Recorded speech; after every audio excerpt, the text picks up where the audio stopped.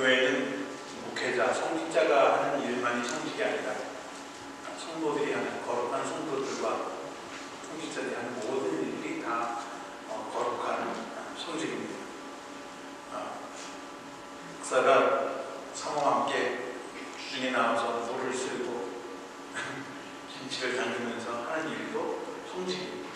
주님의 일을 하는 것이고 주님의 사역을 하고 있기 때문에 그것도 또한 성직이고, 여러분들이 어제 아이들하고 같이 깨강정을 만들면서 또 구정을 기억하면서 성도들에게 기쁨을 나누고 그런 걸 나누는, 정성을 나누면서 하는 일도 성직입니다. 많은 분들이 계시면 많이 사제에서 이렇게 보게 되죠.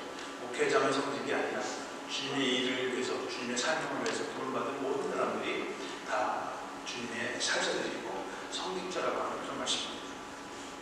그래서 교회에서 일할 때 너나 구분하지 말고 모두가 다 함께 주님의 사역에 동참하는 그런 교회가 되기를 원합니다. 대체적으로 교회에서 이렇게 일하게 되다 보면, 하는 것을 보게 되면 늘 하는 사람들이 눈에 많이 보이고요. 그분들이 계속 그 일을 오랫동안 하는 것을 보게 됩니다. 참 아름다운 일입니다. 그런데 늘 하는 사람만 하는 것이 아니라 전에 하지 않았던 분들도 함께 동참해서 또 함께 스스로 자원해서 함께 사역하는 그런 아름다운 모습이 있었으면 좋겠습니다. 영어 속담에 many hands make light work이라는 말이 있습니다. 손이 많으면 일이 가벼워진다, 그런 얘기입니다. 우리 속담에도 배치장도 맞들면 낫다, 그런 속담이 있습니다. 혼자 하는 것보다 함께 하면 낫다는 거죠.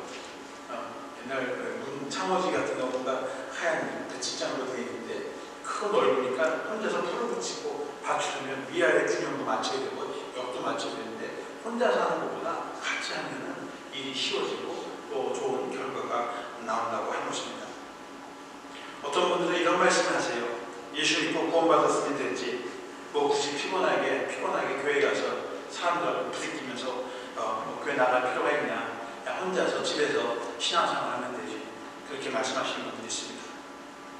집에서 혼자 기도하고 성경 보고 또 텔레비에 나오는 예배에 참석하고 말씀 들으면서 하나님과 영적인 교제를 나누면 그것으로 충분하지, 내 피곤하게 사람들하고 부딪히고 만나면서 그런 일 할 수 없다고 하는 거예요. 과연 그것이 정말 하나님이 원하시고 기뻐하시는 삶일까 하는 것입니다.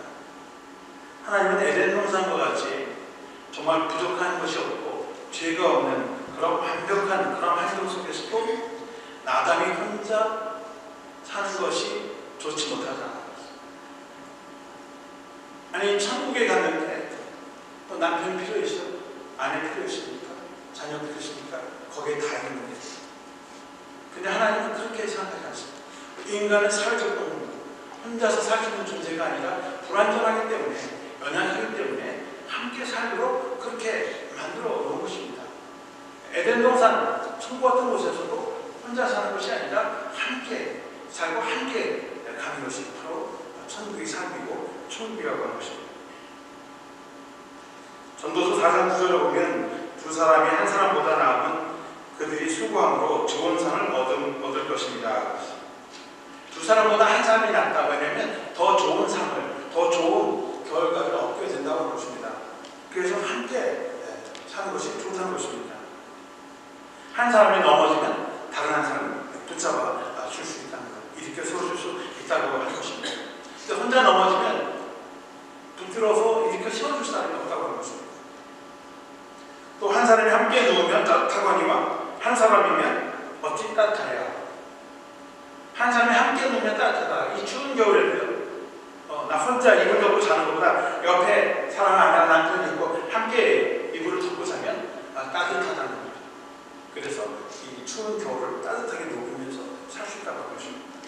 그것이 하나님 우리에게 주신 선물이고 우리가 세상 살아가는 방식입니다.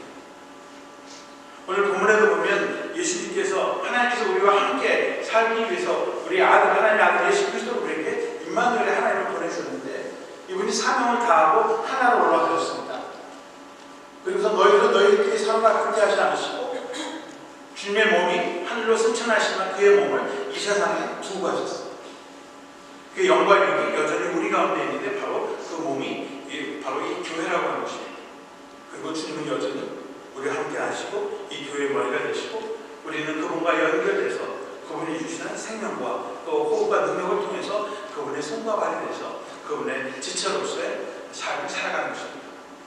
주님과 함께 영적으로 교제하면서 또 우리의 믿음의 형제 자매들이 어떤 사람은 손, 어떤 사람은 발이 되고 그리스도의 지체가 돼서 함께 주님의 몸된 교회를 이루어가는 것이 주님이 우리에게 주신 또 사명이고 우리가 이 세상을 살아가는 또 하나의 방식인 것입니다. 하나님은 우리에게 교회라고 하는 하나님의 가정을 주셨고 하나님의 아버지를 우리가 중심으로 모시고 그리고 예수님 우리의 마천이고 우리는 그의 형제 자매로서 함께 이 교회를 이루어가고 또 하나님의 나라를 확장시켜 나가는 그 일을 감당해 나가야 합니다. 우리 교회는 신약교회 모델을 따라서 목장 모임을 하는 교회입니다. 목장은 초대교회의 가장 교회의 기본적인 형태죠. 처음 가정에서 몇 식구들이 모여서 함께 시작하는 모임. 그래서 가정에서 모이고 또 하나님의 가정이기 때문에 가정교회라고 하는 것입니다.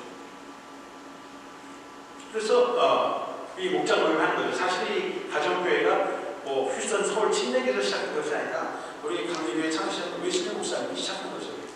클래스, 밴드조지라고 하는 작은 그룹들을 만들고 거기에 집사님, 평신도 집사님을 세우고 속장이 되고 그분이 그 속회를 인도하게 되면 또 그 속회가 점점 커져서 여러 가정이 모이게 되면 교회가 되는 것이고 그리고 목사님을 파송해서 순회하면서 A교회, B교회, C교회 가면서 주일날 예배를 드리도록 그렇게 해서 오늘날 연합감리교회가 된 것이 바로 이 가정교회의 모델을 가지고 세워진 교단이 바로 우리 연합감리교회입니다. 근데 시간이 흐르면서 그러한 영적인 전통, 그런 제도들을 다 잊어버리고 한 것입니다. 그래서 그것도 다시 회복하자고 하는 거죠. 그래서 원래 초대교회 시작했던 그 원행의 모습, 그 본질을 우리가 회복하고 그 모습을 통해서 다시 교회를 다시 회복하고 세우자고 하는 그런 취지를 가지고 우리가 목장을 운영하는 것입니다. 오늘 본문에 보시면 예수님께서 우리 각 사람에게 다양한 인사와 직분을 주셨다고 말씀하고 있습니다. 11절에 보면 그가 어떤 사람은 사도로, 어떤 사람은 선지자로, 어떤 사람은 복음 전환자로, 어떤 사람은 목사와 교사로 삼으셨습니다. 그러니까 초대교회 안에 주님이 영적인 직분자를 주셨는데 목사만이 아니라 적어도 5의 직분자가 있었다는 것입니다. 사도들이 있었습니다. 또 선지자들이 있었습니다. 또 복음 전하는 사람들이 있었고 목사가 있었고 교사가 있었습니다. 또 10절에 보면 이 사람들의 사역이 3가지로 요약이 되어 있습니다. 성도들을 온전케 하고 봉사의 일을 하며 그리스도의 몸을 세우는 사역. 이 중요한 사역을 이 5명의 영적 지도자, 직분자들을 통해서 이 3가지 사역을 하도록 그렇게 되어 있습니다. 그런데 11절에 있는 이 5가지 사역자들이 이제 교회가 점점 더 성장하고 또 제도화되면서 직분자들이 하나씩 사라지게 됩니다. 처음에는 사도들이 예수님과 함께 교회를 시작했는데 사도들이 순교를 당하고 또 나이가 들어서 어떤 분도 돌아가시고 또 멀리 선교로 떠나면서 교회 안에 사도들이 점점 떠납니다. 사라진 것입니다. 그 다음에 선지자들이 있었죠. 하나님의 말씀을 계시를 받아서 하나님의 말씀을 전하는 선지자들이 초대교회 안에도 유대교회의 전통을 따라서 교회 안에 말씀을 받는 선지자들이 있는데 하나님의 말씀을 받은 사도들이 그 말씀을 기록하고 성경이 만들어지면서 더 이상 일반인들에게 소위 하나님의 말씀을 받는 그런 공식적인 말씀을 계시를 받는 선지자의 직분들이 또 사라지게 되는 거죠. 유대인들 회당에는 성전에는 랍비가 있습니다. 어른들 아이들에게 말씀을 가르치는 교사들이 있었는데 물론 지금은 주일학교 어린이를 가르치는 교사가 있지만 어른들에게 말씀을 가르치는 랍비, 교사가 없습니다. 성전 안에, 교회 안에 이런 유대교에서 하나님의 말씀을 전하는 전문적인 교사, 랍비들이 점점 사라집니다. 또 전도자, 복음을 전하는 사도바울 같은 전도자들도 교회들이 생겨나면서 더 이상 이런 전도자들이 나타나지 않아요. 그런데 그 5가지 사역자 중에서 다 없어지고 그나마 남은 것이 목사라는 직분입니다. 교회에 있는 교인들을 돌보는 일을 한 것입니다. 이 5사람이 사역을 했었는데 그 중에서 4사람이 없어지고 목사만 남으니까 그 나머지 목사, 그 일들을 결국 목사가 다 하게 되는 것인 거죠. 오늘날 회사들도 직원들이 많아서 운영은 좋은데 재정적으로 어렵고 힘들어지면 구조조정하고 5사람이 하는 일을 2사람이 하고 3사람이 하고 이렇게 되는 거죠. 그러니까 짐들이 좀 많아지는 거죠. 성도들을 온전히 하고 봉사일을 하고 그리스도의 몸을 세우는 이 일들을 해야 되는데 이제는 전에는 5명의 영적 직분자들인데 이제는 목사 혼자서 하는 거예요. 그래서 너무 힘든 거죠. 목회자가 하는 일은 성도들을 온전히 하는 일을 해야 되는데 이제는 봉사일을 해야 되고 그리스도 몸을 전체를 세우는 일을 다 해야 됩니다. 얼마나 힘들겠어요. 오늘날에도 목회자들이나 교인들에게 목사의 사명이 뭡니까? 그러면 다 얘기하는 거죠. 예배도 인도해야 되고 기도도 해야 되고 기도도 인도해야 되고 또 전도도 해야 되고 새신자 방문도 해야 되고 교육도 시켜야 되고 훈련도 시켜야 되고 또 교회 각종 이런저런 사무소의 힘있는 일들도 다 해야 되는 그렇게 되어버렸어요. 근데 이것이 성경적이냐? 그렇지 않다는 거죠. 오늘 7절 말씀에 보면 우리 각 사람에게 그리스도의 선물의 분량대로 은혜를 주셨나니, 그러니까 우리 각 사람에게 주님께서 선물을 주셨다는 거죠. 은혜를 주셨다는 겁니다. 사역이 하나님의 선물이고 은혜입니다. 은혜가 카리스라는 말인데 그 카리스에서 나온 말이 은사, 카리스마라는 말이에요. 은혜로운 선물, 이게 카리스마입니다. 그러니까 같은 의미죠. 하나님이 우리에게 은혜를 주셨으면 그 은혜가 그냥 받고 끝나는 것이 아니라 하나님의 사명도 하나님 우리에게 주신 선물입니다. 카리스마. 그것을 감당해 나간 것입니다. 영어로는 Christ apportioned, Christ apportioned이라고 되어 있습니다. apportioned, 나눠준다라고 하죠. 우리가 연합감리교에서도 각 교회마다 분담, apportionment가 있어요. 각 교회가 감당해야 될 선교금이 있고 이 선교금을 통해서 교회들을 세우고 또 거기에 목사님들을 파송하고 그런 일들을 해나가도록 하기 위해서 우리가 apportionment, 분담받은 그것을 apportionment라고 합니다. 근데 이것이 apportionment라고 하는 것이 교회만 갖는 것이 아니라 하나님 우리 각 사람에게 apportionment를 줬다는 거예요.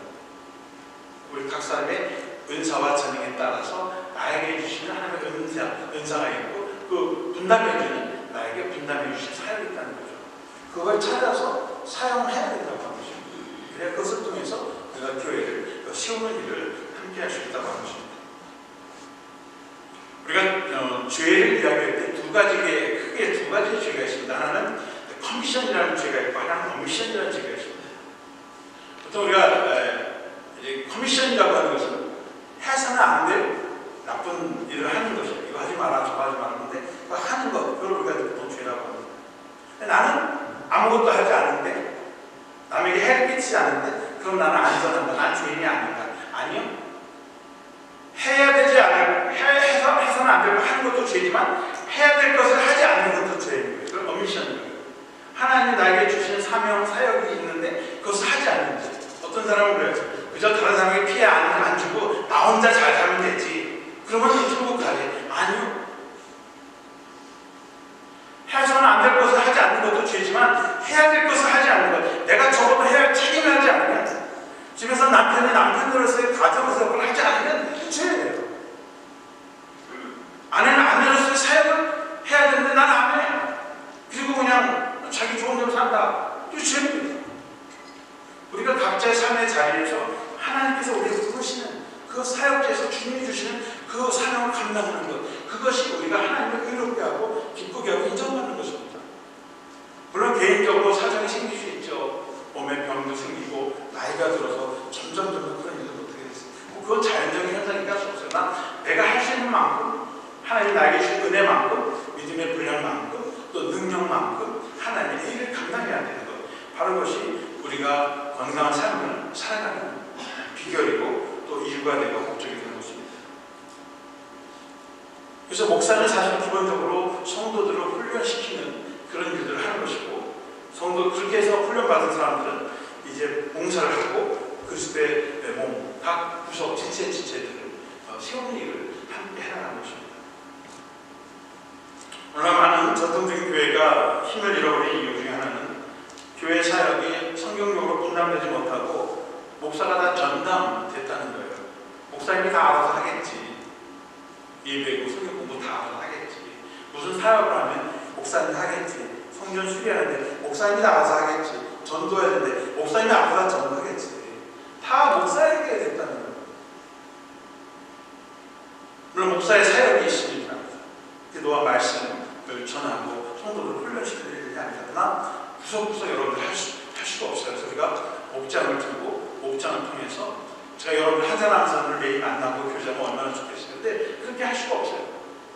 그래서 우리가 목장 모임을 가고 목장 운영인들이 저를 도와서 함께 사역을 분담하고 교인들을 돌보고 전도하고 또 그런 일들을 같이 해나가는 것입니다.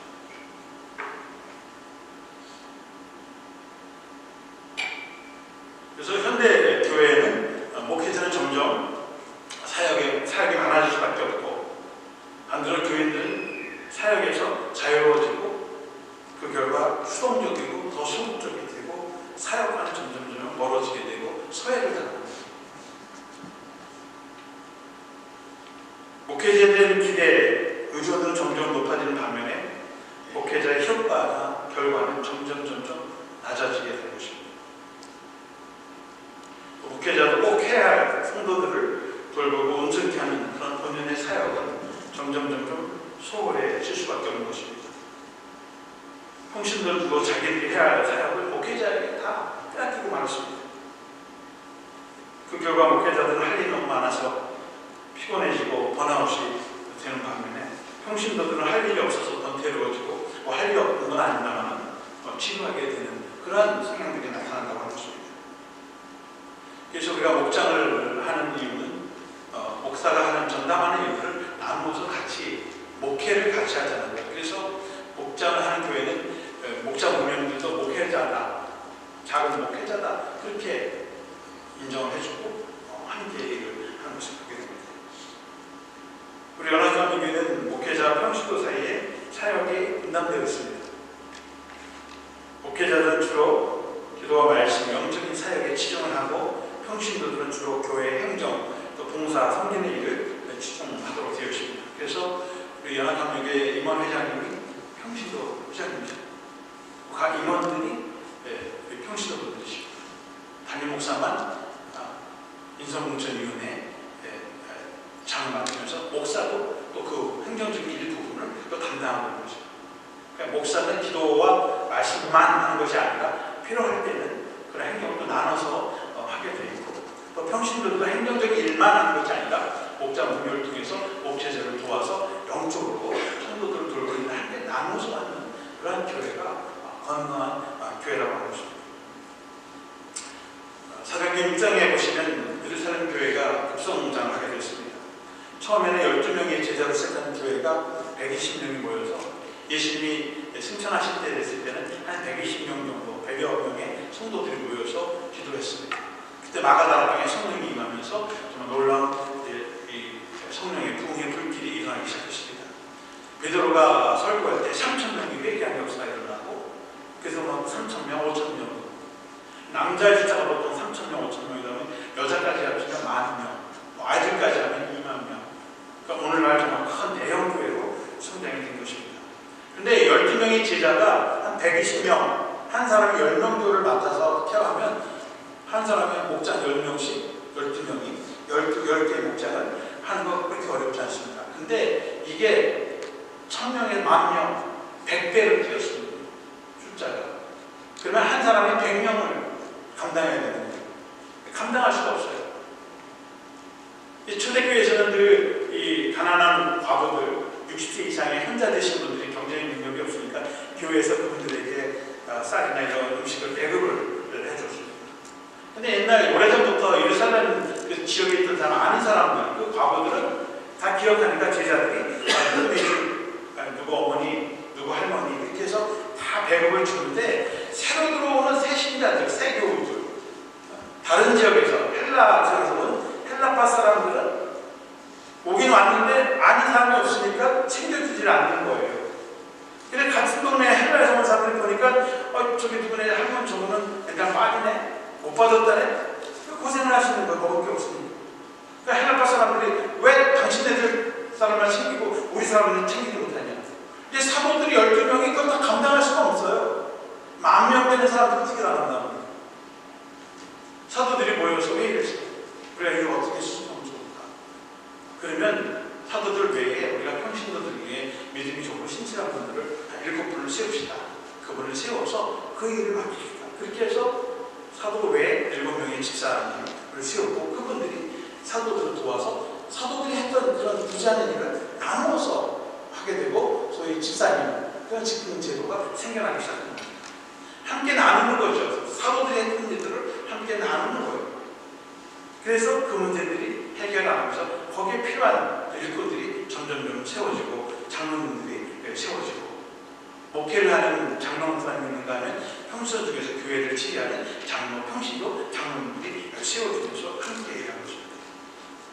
그리고 사도들은 기도와 말씀 전하는 일에 더 치중할 수 있도록 분담을 합시다. 그렇게 해서 초대교회의 문제가 해결되었습니다. 오늘 여러분 주보에 우리가 1인 1사역 그 설명서를 여러분에게 나눠 주셨습니다. 보통 우리가 교회 일을 하면 항상 임원들이 하는 것, 임원들이 다 주관해서 하는 것처럼 각 부서장님들에게 모든 일들을 이렇게 맡겼습니다. 맞아요. 부서장님들이 사람들을 도와야 되는데 사실 임원 부서장님들도 누가 어떤 재능이 있고 은사가 있는지 참 찾기가 어렵고 또 부탁하기도 쉽지 않습니다.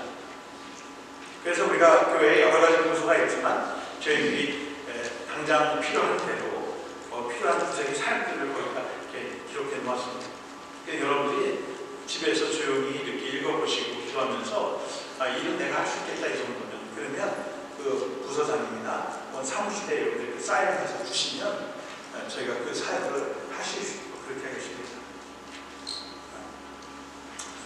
여러분 우리 아버님이 계실 때 이렇게 화초에 물을 주셨어요. 토요일날마다 일찍 한 번씩 화초 하다는 것이 있는데 가셨잖아요. 근데 당장 물을 주는 사람이 없는 거예요. 지금 저희 집에도 아주 곤란한 일이 생겼습니다. 아버지 어머님하고 오셔가지고 아버님은 바깥에 일, 어머님은 봄일 그냥 분담을 했는데 어머님이 어느 날 훌쩍 떠나버리셨어요. 그리고 그 일을 해야 되는데 할 사람이 누구냐면 저희 집사람하고 저예요. 근데 둘 다 너무 그 일은 어머님이 해야 할 일들을 와이프가 해야 되고 저는 우리 아버님에서 딱 하면 되는데 어떤 것도 할 수 없다 보니까 빵빵하죠 집안의 일이. 밥은 했는데 설거지를 누가 해야 돼? 전에는 아버님이 설거지 분담했는데 집사람이 밥도 해야 되고 설거지 해야 되는데 전에는 아버님이 하시거든요. 제가 해야 되는 거예요 그거를.